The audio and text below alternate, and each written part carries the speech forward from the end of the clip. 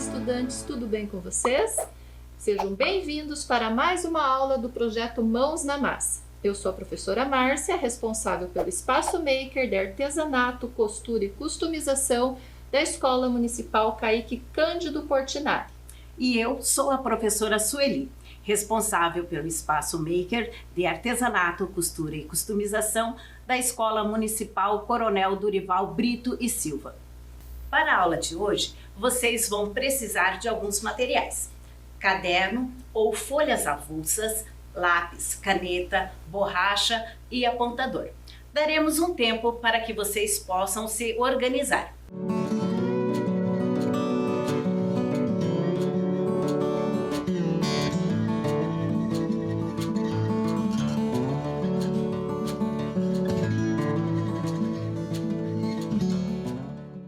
Organizar os materiais? Agora vocês podem anotar em seu caderno ou em sua folha a data, o tema da aula de hoje: a presença afro-brasileira em Curitiba dos espaços ao artesanato.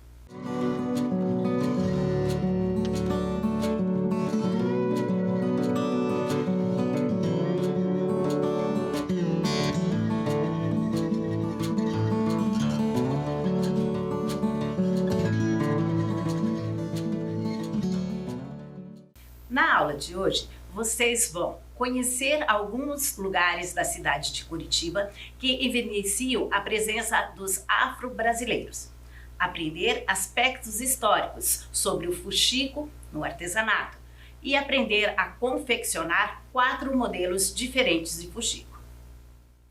Então, vamos para a aula de hoje?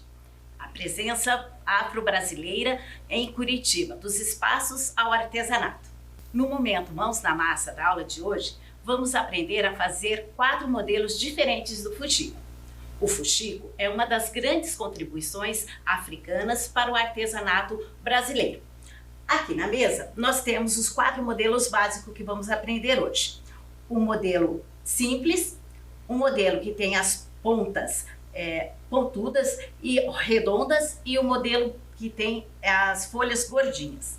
Antes de colocarmos a mão na massa, vamos para a nossa aula de hoje. Que Curitiba teve forte influência dos imigrantes europeus já se sabe. Basta olharmos em volta os quitutes estrangeiros nas feiras de comida típica ou em sobrenomes cheios de consoantes em algumas ruas. Mas o desenvolvimento da capital também teve a participação intensa dos povos africanos, assim como em todo o Brasil. Nessa ilustração aqui de Debré de 1827, ele representou um trabalhador negro nas obras da Igreja do Rosário dos Pretos, que fica lá no Largo da Ordem.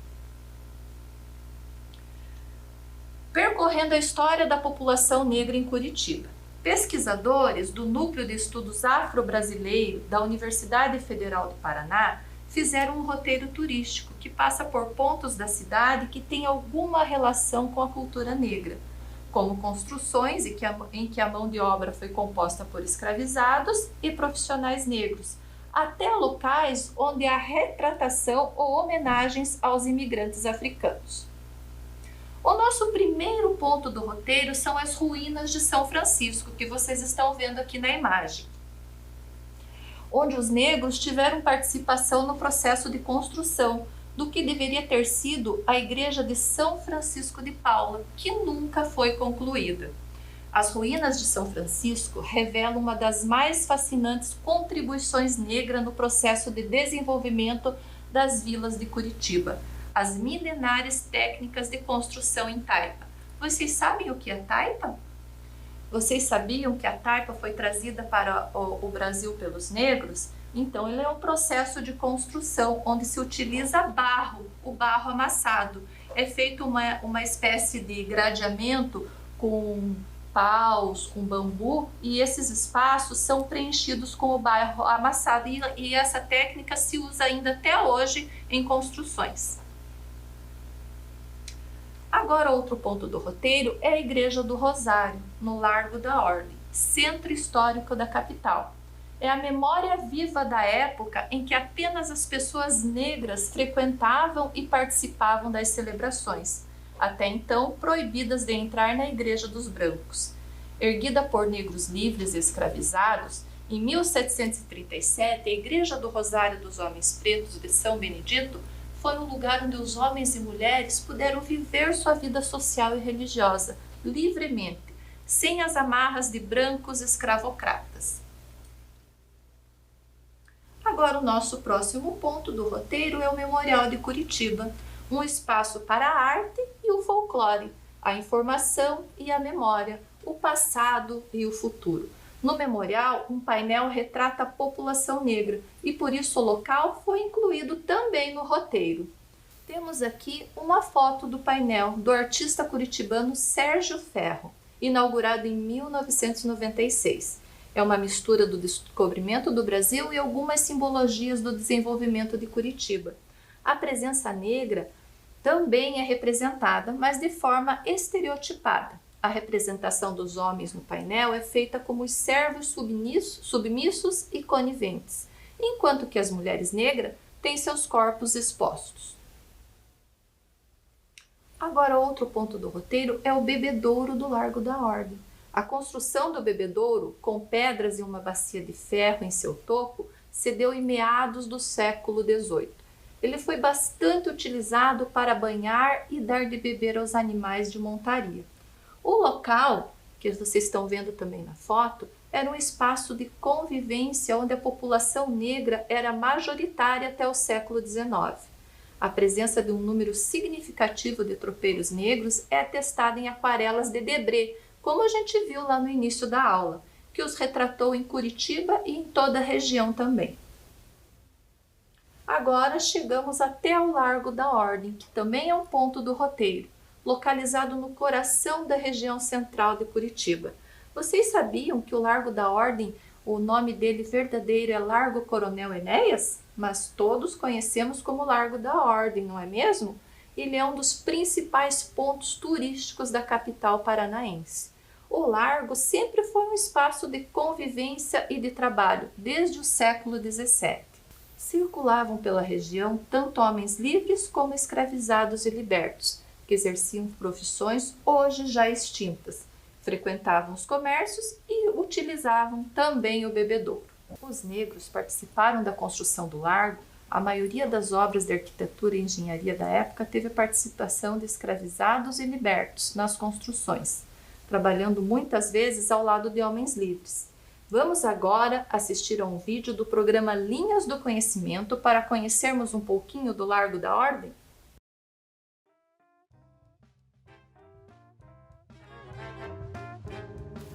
O Centro Histórico de Curitiba, na capital do Paraná, conhecido como Largo da Ordem, representa o início da povoação de Curitiba, no século XVII. Localizado no centro da cidade, suas ruas de acesso são a Rua Doutor Claudino dos Santos e a Rua São Francisco, passando pela Travessa Nestor de Castro. Com antigas construções, ruas estreitas e calçadas de paralelepípedos, o Centro Histórico de Curitiba funcionam centros culturais, bares, restaurantes, lojas, museus e teatros. A Praça Professor João Cândido foi, no século XX, um espaço de manifestações políticas e guarda vestígios dos primórdios de Curitiba.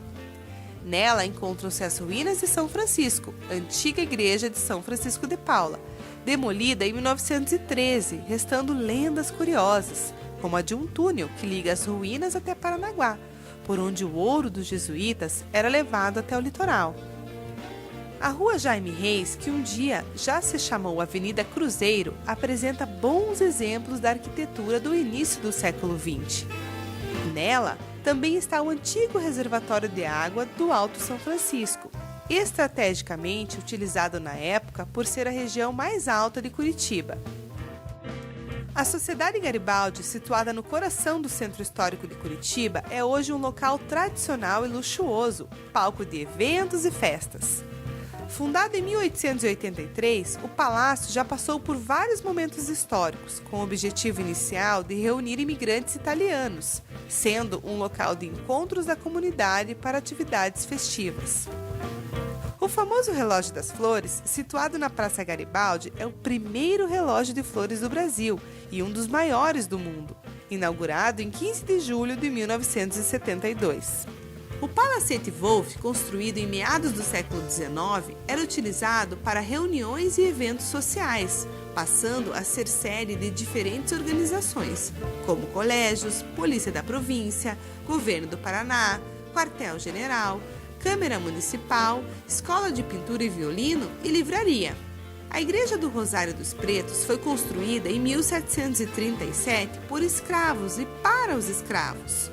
Mudou de nome ao longo dos anos e seu significado também sofreu alterações de acordo com os frequentadores que por ali passaram. A Igreja Presbiteriana Independente de Curitiba, inaugurada em 1934, tem sua construção com estilo neoclássico e é considerada um símbolo de separação entre a congregação brasileira e a norte-americana. A rua é curta, de uma quadra só, porém as histórias são muitas. Seu nome hoje é Rua Dr. Claudino dos Santos e seus casarões ecléticos inspiram a feirinha do Largo todos os domingos de manhã. Nessa rua também está a Casa Hoffmann, que hoje funciona como um centro de estudos do movimento, um espaço para a dança, o teatro, as artes plásticas e a educação. Essa casa foi construída em 1890 pela família Hoffmann. A Igreja da Ordem Terceira de São Francisco das Chagas, conhecida como Igreja da Ordem, é o templo católico mais antigo de Curitiba. Inaugurada em 1738, passou por algumas restaurações e seu nome foi alterado de acordo com os acontecimentos da época. Hoje a igreja abriga também o Museu de Arte Sacra de Curitiba. A Casa Romário Martins atualmente divulga e promove a história de Curitiba por meio de exposições e outras atividades. Construída no final do século XVIII, sua edificação ficou conhecida como Casa das Pedras e sediou atividades comerciais como armazém, açougue e peixaria. Em contraste com todas as arquiteturas históricas do Largo da Ordem, o Memorial de Curitiba apresenta linhas modernas numa concepção futurista. Em seu interior, diversas obras relatam importantes momentos históricos. E o palco e o teatro fazem desse lugar um espaço cultural de extrema riqueza.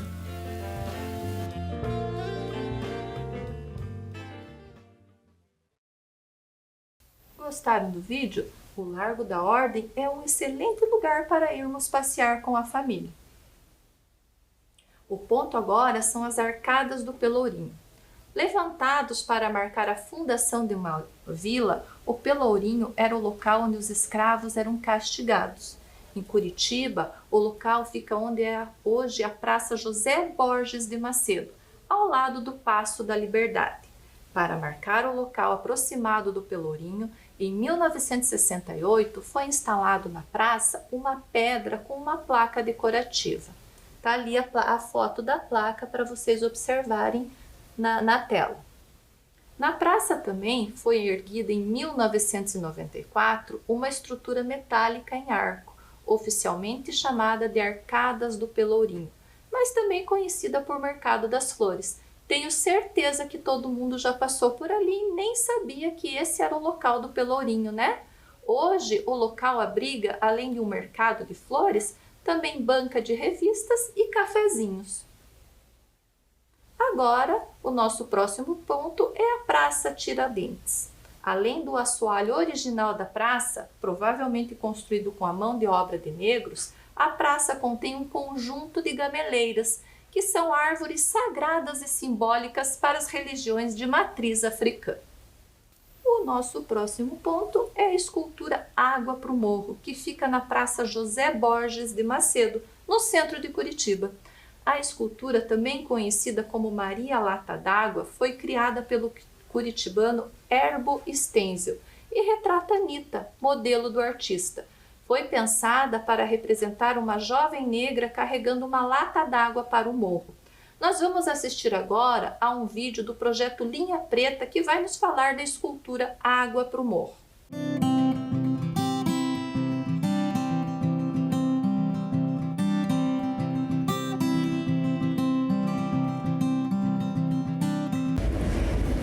água para o morro, ele em princípio não foi feito em homenagem às etnias negras em Curitiba. Ele é uma escultura feita por um escultor alemão, Erbo Stenzel, né, em homenagem.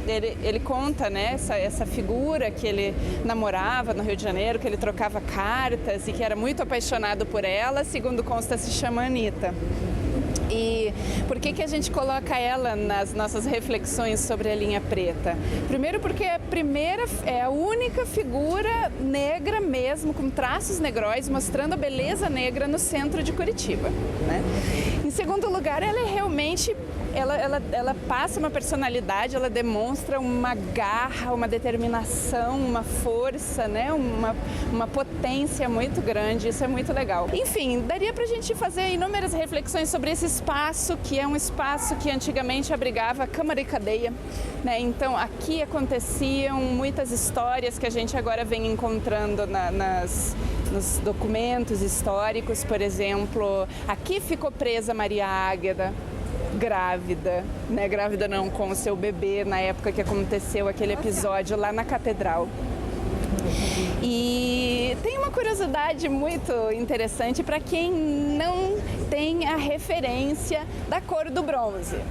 É uma estátua em bronze fundido e nós temos um versículo na Bíblia que diz que Cristo tinha cabelos como lãs de ovelhas e a pele da cor do bronze. Então, para quem não tinha essa referência, é só olhar as estátuas de bronze que já vai ter uma noção de como era uma feição mais próxima da identidade do Jesus Cristo histórico. People ask me where I'm from, I say Mamelodi Township, in a city called Tswane, meaning we are the same. I have a friend who's a great musician and is from Ebai, near King Williamstown. You know where Steve Biko... Bacana esse vídeo, né? Quantas vezes a gente já passou por essa estátua no centro de Curitiba e nunca pensamos em saber um pouquinho mais sobre ela, e hoje aprendemos assistindo ao vídeo do Linha Preta. Outro ponto do roteiro é a Praça Zacarias, que é uma das mais antigas da cidade. No ano de 1871 foi instalado na praça o chafariz, considerada a primeira forma de distribuição de água potável encanada de Curitiba. A água do chafariz era proveniente do Campo do Olho d'Água, na atual Praça Rui Barbosa, e foi projetada e executada pelo engenheiro negro Antônio Rebouças. Como não havia produção de tubos de ferro no Brasil, ele utilizou o cobre e encomendou as torneiras da Europa. Agora, o nosso próximo ponto é a Praça 19 de Dezembro.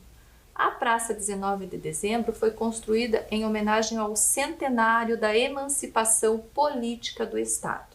Na Praça 19 de Dezembro foi instalada a escultura de um homem nu, em granito, com 18 metros de altura e traços negros.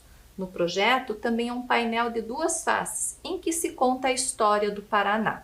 Mas há um detalhe muito interessante na obra de Stenzel. Ele tende a representar os negros de forma a engrandecê-los, colocá-los em evidência. No painel da praça, percebe-se que os negros são representados em uma situação de poder, de vantagem. As contribuições negras para o desenvolvimento da nossa sociedade também estão evidentes, na figura dos faiscadores, dos tropeiros, bem como do primeiro presidente da província do Paraná, o mulato baiano, conselheiro Zacarias de Góes e Vasconcelos. Chegamos agora na Praça Santos Andrade. Por conta do centenário da abolição da escravatura, em 1988, a Câmara Municipal de Curitiba instalou na praça uma placa em homenagem à comunidade afro-curitibana. É essa placa que vocês estão vendo aqui na imagem. Agora a gente vai assistir a um vídeo do projeto Linha Preta que vai nos contar um pouquinho mais sobre esse ponto do roteiro.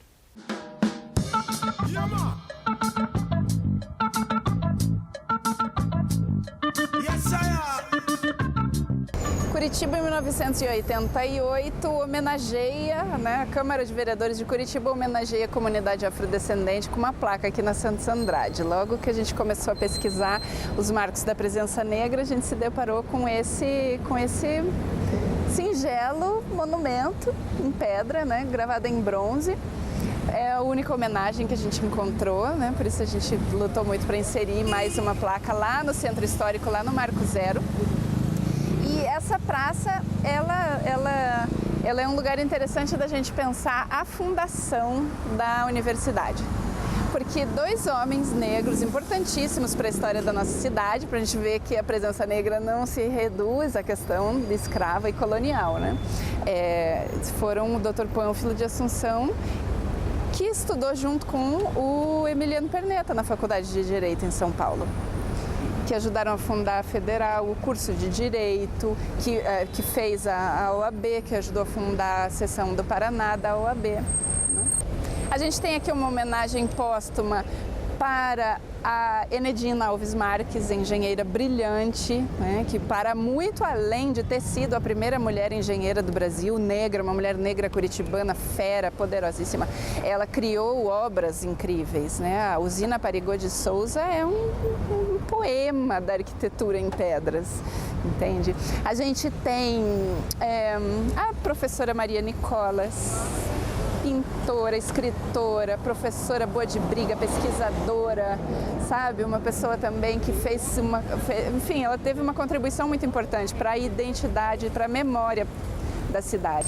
E então são pecinhas de um quebra-cabeça, são fragmentos, né? Ainda muito mais curiosidade do que respostas a gente tem. Mas aqui é um bom começo para a gente olhar esses nomes e descobrir quem são essas pessoas, onde elas estão e o que elas têm a nos dizer.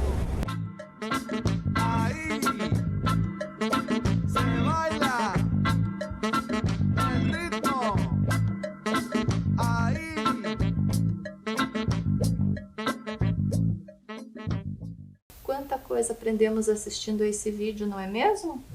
Agora, o roteiro turístico chega até a Sociedade Beneficente 13 de Maio, criada durante o regime escravagista. O local foi organizado por negros no intuito de preservar a memória e a cultura da população negra de Curitiba. Se localiza na região do Alto São Francisco, local de residência de um grande número de pessoas negras. Vocês estão vendo aí na imagem a Sociedade Beneficente 13 de Maio, que foi fundada por negros libertos. Desde o início admitiu brancos como sócios. Leôncio Correia e Ildefonso Pereira Correia, o Barão do Cerro Azul, foram sócios. Como muitas outras sociedades da época, uma época em que não existia ainda a previdência social, o objetivo da sociedade era auxílio mútuo e atividades educativas, recreativas e beneficentes. Agora, o único ponto mais afastado do centro de Curitiba e dos outros locais do roteiro, o Memorial Africano, se localiza no Pinheirinho e foi inaugurado em 2010, na Praça Zumbi dos Palmares. É ponto de reunião e de ações culturais da juventude negra de Curitiba. A Praça Zumbi dos Palmares, de aproximadamente 21.600 metros quadrados, abriga o Memorial Africano, inaugurado em 2010. Com um grande portal na entrada principal, ele possui 54 colunas representando os países do continente africano. As colunas de 4 metros de altura levam o nome de cada país, a bandeira e a localização no território africano. As descrições e desenhos são feitos em azulejos. Além das 54 colunas, outras 2 amarelas, com o dobro do tamanho das demais, completam o portal e simbolizam a educação e a cultura. Um mosaico de pedras nas cores preto, branco e vermelho forma o mapa do continente africano, com o desenho dos países. Agora nós vamos assistir a um vídeo do programa Linhas do Conhecimento para conhecermos a Praça Zumbi dos Palmares.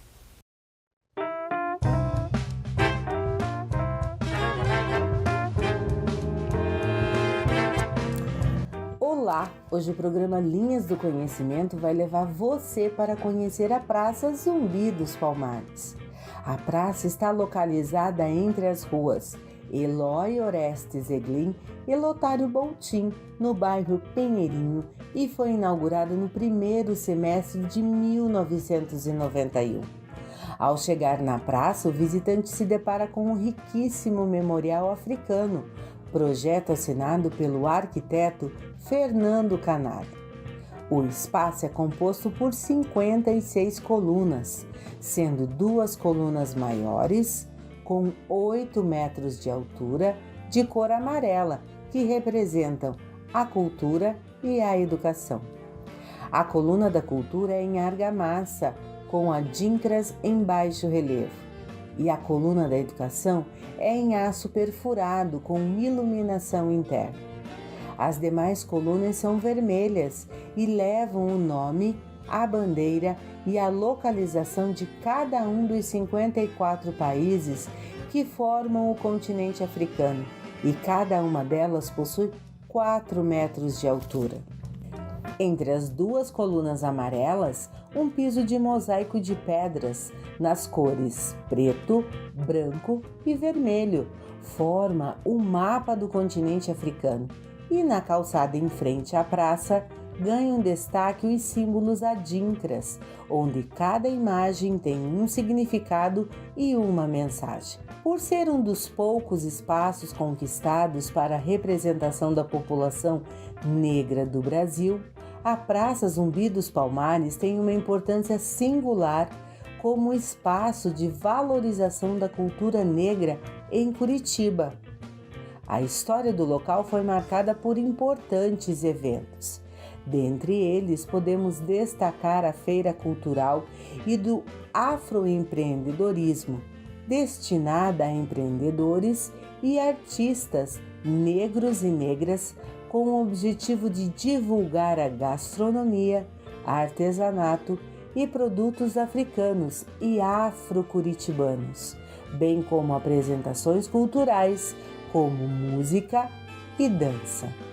Além do Memorial Africano, os espaços da Praça do Zumbi dos Palmares foram projetados respeitando alguns dos valores civilizatórios africanos, como a circularidade encontrada nas calçadas e na estrutura do palco, ludicidade ao trazer os adinkras e os espaços de lazer a todos, comunitarismo ao oportunizar espaços de convivência e diálogo, a ancestralidade ao trazer atividades em respeito aos idosos, memória ao resgatar a história e a cultura dos povos africanos.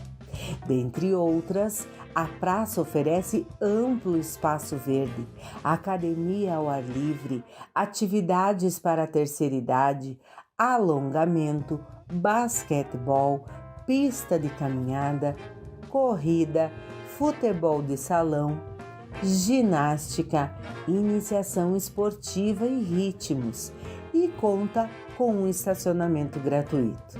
Este foi mais um vídeo do programa Linhas do Conhecimento, que, seguindo os princípios de uma cidade educadora, transforma Curitiba em uma grande sala de aula.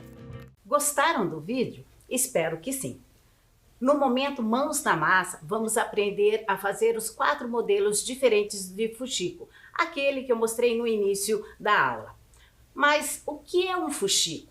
Fuxico é uma técnica de artesanato que, de uma maneira criativa, reaproveita sobras de tecido, fazendo pequenas trouxinhas que dão origem a flores de diferentes formas e são utilizadas para compor uma nova peça ou para decorar uma peça já existente, tornando-a única, exclusiva.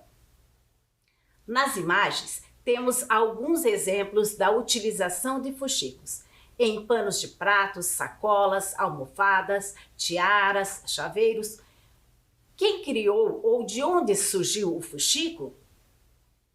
Não se sabe ao certo a origem do fuxico, mas acredita-se que foi nas Filipinas, pelos registros já localizados, e que o nome utilizado para especificar esta técnica é ioiô, que significa vai e vem, ou vai e volta. A história do fuxico no Brasil tem origem ao período colonial, com o termo fuxico, que é de origem africana e seu significado é remendo. Conta-se que as mulheres se reuniam embaixo das árvores para reaproveitar tecidos e ali ficavam horas fofocando, fuxicando em todos os sentidos, fazendo fuxicos de artesanatos e o fuxico da vida das pessoas, fofocando mesmo. O fuxico era vinculado às classes mais pobres, por se tratar de reaproveitamento de materiais.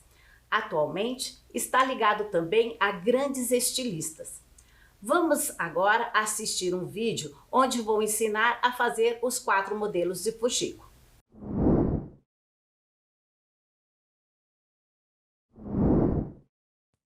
Fuxico simples ou fuxico básico.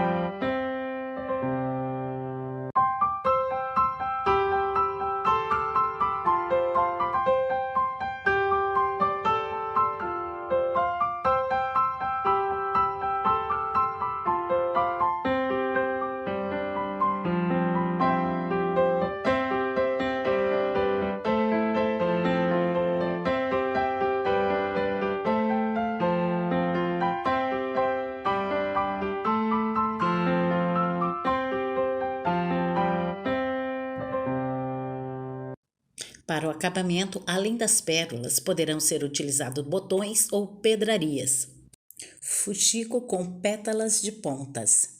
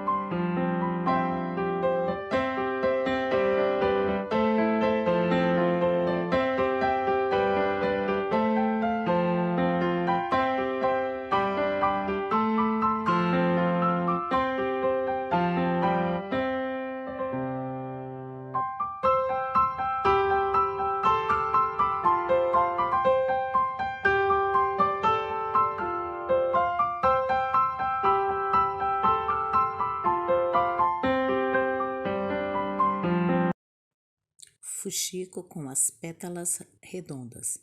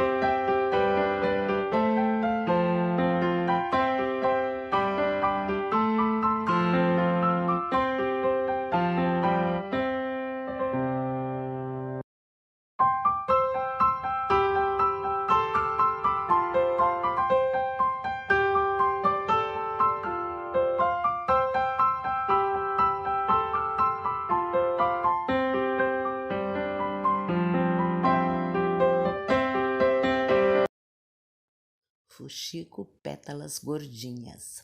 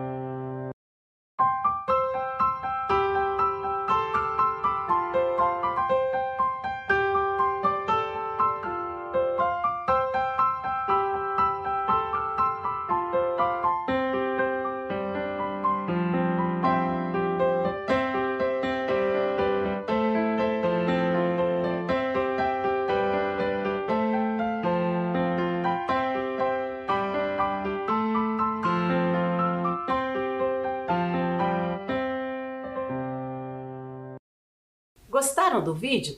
Trouxemos algumas peças, sugestões de como vocês podem aplicar os modelos de fuxico apresentados no vídeo. Temos aqui um relógio, né, que pode ser uma peça de decoração, todo enfeitado com fuxico, uma jaqueta jeans customizada também com fuxicos. Olha o detalhe que dá na roupa, né? Às vezes a gente tem uma peça em casa no guarda-roupa que você não dá muita importância, a hora que você customiza, como ela fica diferente. Nós temos aqui um modelo de almofada que foi feita reaproveitando sobras de tecidos de reformas de sofá. Aqui temos uma bolsa, ela foi feita de uma calça jeans reutilizada. Então, das pernas da calça jeans foi feita a bolsa. Vejam que os fuxicos aqui utilizados são os fuxicos que têm o formato de flor com as pétalas pontudas. Temos também um chaveiro. Esse chaveiro foi feito com o modelo do fuxico gordinho, que é aquele fuxico cheio. Temos outra bolsa aqui, também feita com o fuxico simples, e foi utilizado daí os detalhes, algumas pérolas para finalizar o fuxico. Assim como trouxemos vários modelos de pano de prato. Este daqui são os fuxicos simples que foram utilizados formando uma barra no pano de prato. Aqui temos o fuxico das pétalas redondas, formando uma flor para decorar o pano de prato.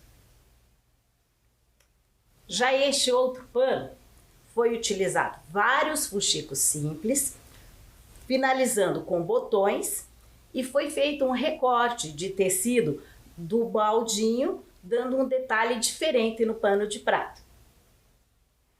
E este outro último modelo foi utilizados vários retalhos de pano para fazer a barra e os fuxiquinhos para decorar. Quanta coisa a gente pode fazer com sobra de tecido, não é mesmo? A gente espera vocês nos espaços maker das escolas para fazermos muito fuxico. Esperamos que tenham gostado e nos vemos em breve.